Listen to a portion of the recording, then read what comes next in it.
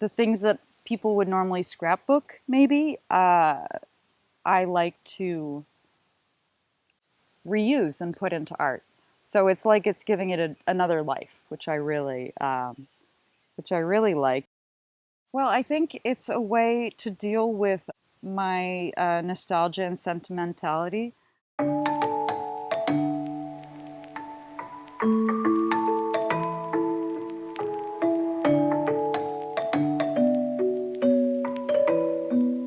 She's not tentative. She's not really questioning. I mean, I think like all artists, she probably has a question of what she's doing, but the humor involved in her work, I think, sort of helps her access not holding it as some sort of like precious high art. Everything she's doing is in this conversation about it being mastery or something, which, you know, like to kind of eliminate that from the discourse. And it just, it's not, it's just sort of coming out of a pure space of making an exploration. Always what I'm looking for in color is to create the strongest green by also including its contrasting color.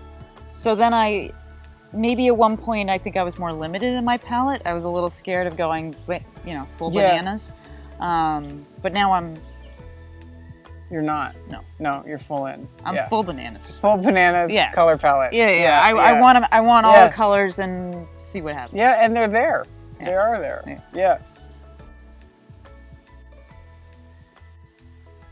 At the beginning, I wanted it to be very theatrical with more costumes and characters, where I was painting myself as an animal, and but usually acting very human.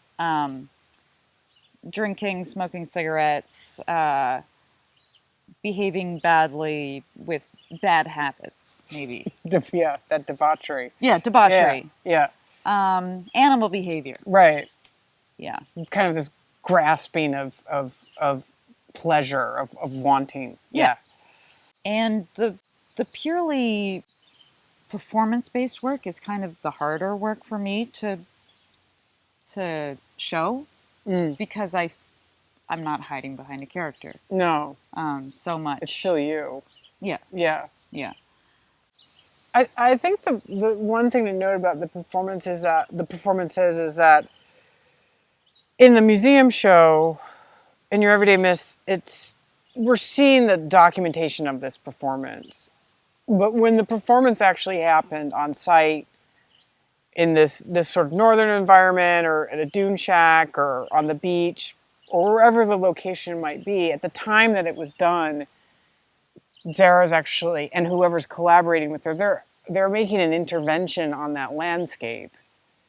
So they're really kind of intervening with what is normally there. And I start to think about like who was in the background out of the frame who actually observed this, and how not only is there this kind of whole narrative going on, and the I don't know if you call them costumes, but the art that adorns the body, but like in this particular moment, she and whoever she was with were intervening on that in that place to do this thing that was somewhat not disruptive, but a disruption. Yes. Yeah, absolutely. Which is out of the ordinary. Yeah. So I think that's something to note, that we have a documentation of that, but it was really a temporal thing that happened one time. And usually my motivation for making pieces are, what am I not allowed to do?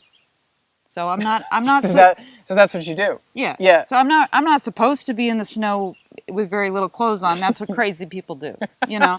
And then you're not supposed to get naked on the beach in Korea. Yeah. No, you're not. No. They're actually quite conservative society. Yeah. They didn't see me much. Some people saw me. But, you know, like, those are the reasons why I'm doing it. Because I'm not... You're not supposed to go running around the dunes half dressed or even dressed like an animal. I mean, the whole things are quests for the surreal and the absurd. Yeah, and I can imagine there must be either a thrill or some kind of... It's almost like a a type of it's not activism like political activism. It could be, but it's a little bit rebellious. It's a little bit like inappropriate, and there must be some kind of elation that generates from thwarting like how things are supposed to be done. Yeah. So I would say I would imagine it would give you some kind of almost like a high to go and do these kinds of things. It does. Yeah, it does. It does. Yeah, I can imagine. Yeah.